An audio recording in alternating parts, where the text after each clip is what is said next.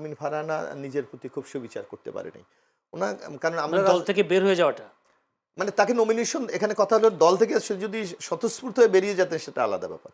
কাউকে কাউকে দেখানোর জন্য কিনা ওনার বক্তব্য, যদি যদি মার্তিয়া মমতাজ বলেছেন, নিজের বক্তব্যেই বলেছেন এই মন্তব্যের কারণে তাকে ভারতের দালাল বললেও তিনি বেপরোয়া করেন না। তিনি কি আসলে পাকিস্তানকে সমর্থন করেন এমন কিছু না, দেখানোর এইটা জন্য? না, উনি একজন বীর মুক্তিযোদ্ধা। জি যিনি যে এই মন্তব্যটি করেছেন উনি একজন বীর মুক্তিযোদ্ধা। জি, উনি স্বাধীনতা যুদ্ধে ওনার ব্যাপক ভূমিকা ছিলেন। তো সুতরাং আমি মনে করি না কোনো শব্দ দিয়ে আমাকে প্রমাণ করতে হবে আমি এই পন্থী বা আরেকজনে আরেক পন্থী, এইটার কোনো সুযোগ নাই। উনি কি, আমি এর জন্য বললাম উনি কি সেন্টিমেন্ট থেকে বলেছে হয়তো উনি ভালো বলতে পারে। আর অনেক সময় কি অনেক বক্তব্য আসে ওই ওই তাৎক্ষণিক প্রেক্ষাপটে, যে হয়তো কোনো বক্তা এমন কিছু বক্তব্য বলেছে যে তার কাউন্টার হয়তো কিছু বল। তবে আমি মনে করি, আমি মার্দিয়া মমতাজের সাথে আমি সম্পূর্ণ একমত যে মন্ত্রীদের কিছু কিছু ব্যাপারে খুব সতর্ক হওয়া উচিত। যেহেতু আমরা নতুন বাংলাদেশ, নতুন না, কারণ আমাদের বাংলাদেশে অনেক কিছু মানে প্রচলিত আছে আমরা জানি, হয়তো আমরা বাস্তবতা সেটা স্বীকার না করলেও রিয়ালিটি এটাকে আপনাকে মানতে হবে।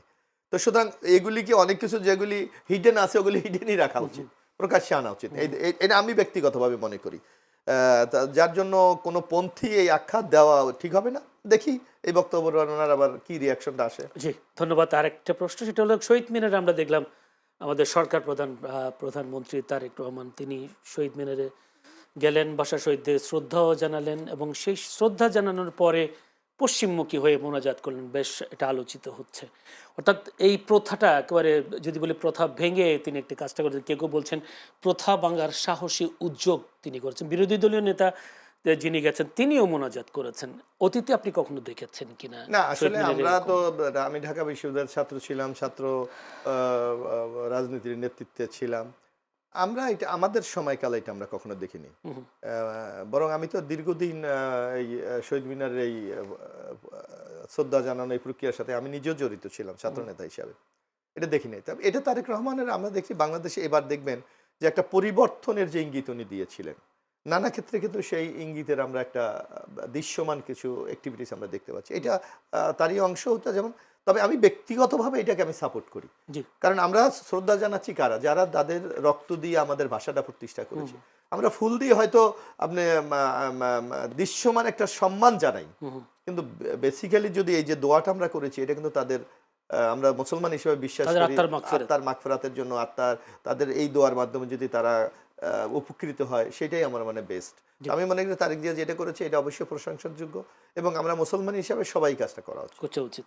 কিন্তু একটা তথ্য, সেটা হচ্ছে একটি পত্রিকা দৈনিক বাংলা প্রথম পৃষ্ঠায় এটা প্রকাশিত, এই বিষয়ে মানে প্রথম আলো একটা রিপোর্ট আসছে, সেখানে বলেছে বঙ্গবন্ধু 1972 সালের 23 ফেব্রুয়ারি তৎকালীন দৈনিক বাংলা প্রথম পৃষ্ঠায় প্রকাশিত ছবির ক্যাপশন দেখা যাচ্ছে, সেখানে শহীদ মিনারে মোনাজাত করতে দেখা গেছে বঙ্গবন্ধুকে। তার মানে এটা প্রথা একসময় ছিল, মাঝখানে কি কোনো কারণে কি বাদ দেওয়া হয়েছে কিনা? আমরা নিজেদেরকে মানে কি বলে এটাকে স্বাধীন, আমরা এইসব বিষয় ধর্ম এইসব বিষয় নিয়ে আমরা বেশি নিজেকে সামনে তুলে ধরবার চেষ্টা করব না, সেই কারণে এই মাঝখানের সময়টা কি এরকম ছিল কি? এটা আমি জানি না কোন কারণে এটা চেঞ্জ, যদি শেখ মুজিবুর রহমান সাহেব এটা করে থাকেন এটা প্রথম আলো রিপোর্ট না হতে পারে, আমাদের জানা নাই। তবে আমরা দেখেছি যে যেটা এই তারেক রহমান সাহেব শুরু করেছে আমাদের মাননীয় প্রধানমন্ত্রী, আমি এটা বাংলাদেশের মানুষ খুব ইতিবাচক হিসেবে নিয়েছি। ধন্যবাদ আপনাকে।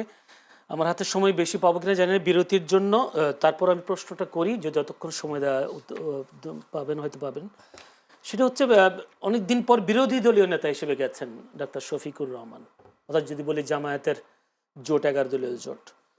তো একটি প্রশ্ন বারবার উনি বলেছেন যে আসলে যদি বিরোধী দলের নেতা হিসেবে রাষ্ট্রীয় দায়িত্ব পালন করতে এসেছেন, কিন্তু সামাজিক যোগাযোগ মাধ্যমগুলোতে তো আমরা আটকাতে পারবো না। সেখানে বলা হচ্ছে একসময় শহীদ মিনারে যাওয়াটা নাজায়েজ ছিল, এখন আবার জায়েজ হলো কিভাবে, জামায়াতের বিরুদ্ধে এই অভিযোগটা আসছে আর কি, অভিযোগ তোলা হচ্ছে, কি বলবেন আপনি? জি আচ্ছা, এটা কিন্তু প্রথম না। জামাতের পক্ষ থেকে 2001 থেকে 6 যখন বিএনপির সাথে জোট সরকারে ছিলেন, তখন আপনি দেখবেন এখনো ফুটেজগুলো পাওয়া যাবে, তখন স্মৃতিসৌধে তারপর শহীদ মিনারে সরকারিভাবেই যাওয়া হয়েছিল, সরকারি কাজের এবং দায়িত্বের অংশ হিসেবেই যাওয়া হয়েছিল, এটা নতুন না। আমার মনে হয় যারা কথা বলছেন তারা একটু অপেক্ষাকৃত হয়তো কম বয়সের, তারা জানেন না, এই জন্য কথা বলছেন। আর বিষয়টা সহজ, যে এখানে কেউ যদি মনে করেন কোনো কবরে যে আমি এখানে গেলে এই কবরবাসী আমার কথা শুনতে পাচ্ছেন, অথবা তিনি আমার জন্য আল্লাহর কাছে কোনো কিছু চেয়ে দিতে পারবেন, যেটা মাজারে হয়, এই বিষয়টা নাজায়েজ। কিন্তু আমি সিম্বলিক এক জায়গায় গেলাম, ভাষা শহীদদের কারোর কিন্তু কবরও নাই, তাই না? আচ্ছা আচ্ছা। আছে গেল তো সরি, ওখানে নাই, ওখানে নেই। ওখানে নেই। ওখানে নাই, সেটাই বলছি। তার ওটা কিন্তু বাড়িতে যাওয়ার পর জি, থেকে- এটা কিন্তু কবরস্থান না, সিম্বলিক একটা জায়গায় গিয়ে আমি তাদেরকে স্মরণ করলাম, তাদের জন্য দোয়া করলাম। এটাতে শরীয়তের সাথে কিন্তু কোনো বাধা নাই।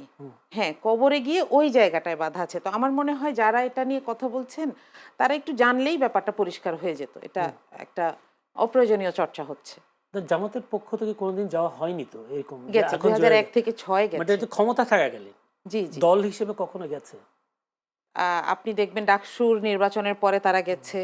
দল হিসেবে কখনো গেছে কিনা এটা আমি বলতে পারছি না, কিন্তু সরকারি দায়িত্বের অংশ হিসেবে সবসময়ই গেছে। গেছে। আপনাদের দীর্ঘদিনের বন্ধু যদি বলি, সংসদকে একেবারে কাঁপিয়ে রাখতো যদি বলি বিগত 17 বছর বা 15 বছর ধরে, ব্যারিস্টার রুমিন ফারহানা, তিনি একেবারে স্বতন্ত্র প্রার্থী হয়ে বেশ ভালো ভোটে বিজয়ী হয়ে এসেছেন। তিনি আবার শহীদ মিনারে ফুল দিতে গেছেন 21শে ফেব্রুয়ারির দিন, যদি বলি ব্রাহ্মণবাড়ি সরাইলে। সেখানে তিনি অভিযোগ করেছেন, বা আমরা ভিডিওতেও দেখেছি, তাকে ফুল দিতে বাধা দেওয়া হয়েছে। রুমিন ফারহানা একসময় কি বিএনপি যে একনিষ্ঠ কর্মী বা যদি বলি একনিষ্ঠ নেতা, হঠাৎ করে বিএনপি শত্রু হয়ে গেল কেন? না, এটা ধরেন আমরা যারা রাজনীতি করি, আমাদের রাজনীতিতে আমরা কিন্তু একটা আইডিওলজিতে বিশ্বাস করে আমরা রাজনীতি করি। আপনি যদি একটা শুধু রাজনীতি না, আপনি যেমন এই প্রতিষ্ঠানে আছেন, যে কোনো রাজনীতি সেটা তো একটা ইনস্টিটিউশন, তার কিছু নির্দিষ্ট নর্মস ভ্যালুস আছে, তার কিছু নিয়ম কানুন আছে, আপনাকে সেগুলি মেনেই কিন্তু রাজনীতিটা করতে হবে। আপনি যখন সেইটার বিরুদ্ধে চলে যাবেন, তো নিশ্চয়ই আপনার নিজের সাথেও তো একটা প্রতারণা করছেন, যে আমি একটা আইডিওলজি বিশ্বাস করি, আমি এটা করছি, অথচ সেখান থেকে আপনি নিজেই বেরিয়ে গেলেন।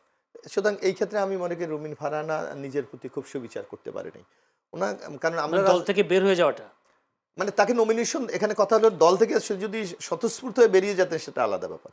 এখানে দেখবেন তাকে একটা মনোনয়ন দেওয়া হয় নাই, যার কারণে উনি বেরিয়ে গেছে। এরকম তো বাংলাদেশে আমাদের তো অসংখ্য নেতা আছে। আপনি দেখেছেন 2018-তে যখন আমরা নির্বাচন করেছিলাম, আমরা পার সিটে 3 জন করে নমিনেশন দিয়েছিলাম, হয়তো 900 লোককে আমরা নমিনেশন দিয়েছিলাম। এবার কি আমরা 900কে নমিনেশন দিতে পেরেছি? সব বিদ্রোহ কয়জন করেছে? যারা বিদ্রোহ করেছে তাদের সবাইকে দল সাংগঠনিক গ্রহণ করেছে, ব্যবস্থা গ্রহণ করেছে। সুতরাং আমি ব্যক্তিগতভাবে মনে করি রুমিন ফারহানার উচিত ছিল দলের সিদ্ধান্ত মেনে, কারণ আপনি এখানে যদি সে এই সরাসরি এমপি না হয়ে শুধু দলের ডিসিশন মানতেন, সে গতবার যেমন যে আপনি যে বলছেন সংসদে উনি গিয়েছেন, কিভাবে গিয়েছেন? উনি কি নির্বাচিত হয়ে? নো, উনি সংরক্ষিত মহিলা আসনের মানে পার্টি মনোনয়ন দিয়েছে, সেখান থেকে গিয়েছে। সুতরাং উনি যে ধৈর্য অথবা দলের প্রতি আনুগত্য দেখানো উচিত ছিল, সেটা যার জন্য আমাদের অসংখ্য নেতাকর্মী সমর্থক আছে, তাদের মধ্যে ক্ষোভ হতাশা থাকতেই পারে, যার হয়তো বহিঃপ্রকাশ ওখানে ঘটেছে। না, সে আমার কথা ওই জায়গায় যে যদি দল থেকে বহিষ্কার করেছেন ওনাকে, কিন্তু বহিষ্কার করার পর যদি অন্য দলের নেতাও তিনি হন, বিএনপি বাদ দেন, তাহলে তাকে হামলা করতে হবে না, এটা আমরা সমর্থন করি না। জি। এখন উনি এটা দেখেন, ওই হলো তার এরিয়ায় ঘটেছে, মানে তার নির্বাচনী আসনে, ওখানে প্রেক্ষাপটটা কি ছিল এটা তো আপনি এখানে বসে মূল্যায়ন করা সম্ভব না। না, শহীদ মিনার তো ফুল দেওয়া, উনি তো স্পষ্ট আবার সাক্ষাৎকারও একই কথা বলেছেন যে এখন তাকে বিএনপি রুমিন ফারহানার একটা জিনিস কিন্তু আপনি সেটা লক্ষ্য করেন, কেন উনি মিডিয়ায় শিরোনাম হতে খুব পছন্দ করেন। এখন এটা রিয়েলি ওখানে এইসব কোনো ঘটনা ঘটেছে অথবা ওনার কি রোলটা ছিল, এগুলো যারা ওখানে লোকাল আছে তারাই বলতে পারবে, আপনি আমার এখানে বসে তো বলা সম্ভব না। আপনি কি মনে করেন কিনা বা এই ধরনের হামলা করা উচিত না? এটা আমি ব্যক্তিগতভাবে মনে করি উচিত না। জি। তবে ওখানে দেখতে হবে সে কি পরিস্থিতিটা তৈরি করেছে, এটাও কিন্তু ইম্পর্টেন্ট। কারণ যেহেতু বিএনপির যিনি প্রধান, যিনি তারেক রহমান, তিনি বলছেন যে আমরা একটা সুন্দর একটা দেশ তৈরি করতে চাই সবাইকে নিয়ে, সবার আগে বাংলাদেশ, সেই জায়গাগুলোতে কোনো প্রতিবন্ধকতা সৃষ্টি করবে না। আপনি দেখেন যে বাংলাদেশে তো আপনি নিশ্চয়ই এই 13তম নির্বাচন অনুষ্ঠিত হলো, এর আগে নির্বাচন দেখবেন, নির্বাচনের পরে কিন্তু প্রতিদ্বন্দ্বী প্রার্থীদের মধ্যে সংঘর্ষ, মারামারি, পারাপারি এরকম একটা কিন্তু ঘটনা ঘটে থাকে, বা প্রতিপক্ষকে যারা পরাজিত হয় বা বিজিত হয় তাদের উপর হামলা বা পাল্টা এরকম হয় বাংলাদেশে। আপনি দেখেন এইবারে নির্বাচন this the first time, it is example যে বাংলাদেশে আপনি উল্লেখ করার মতো দৃশ্যমান কিছু দেখবেন না। এটাকে আপনি একটা পরিবর্তন মনে করবেন না? আরেকটু ব্যাপার আপনি লক্ষ্য করবেন, বাংলাদেশে কি হয়, যারা ক্ষমতায় যায় তারা নিজেকে রাজা মনে করে, আর যারা হেরে যায় তারা তাৎক্ষণিক প্রজা হয়ে যায়। This is the culture. কিন্তু এবারই দেখবেন প্রথম প্রধানমন্ত্রী প্রতিদ্বন্দ্বী প্রার্থীর সবার বাসায় বাসায় গিয়ে যারা শীর্ষ নেতা তাদের সাথে দেখা করেছে। It is the new concept of politics. এইগুলিকে আমাদের সাধুবাদ জানানো উচিত। জি।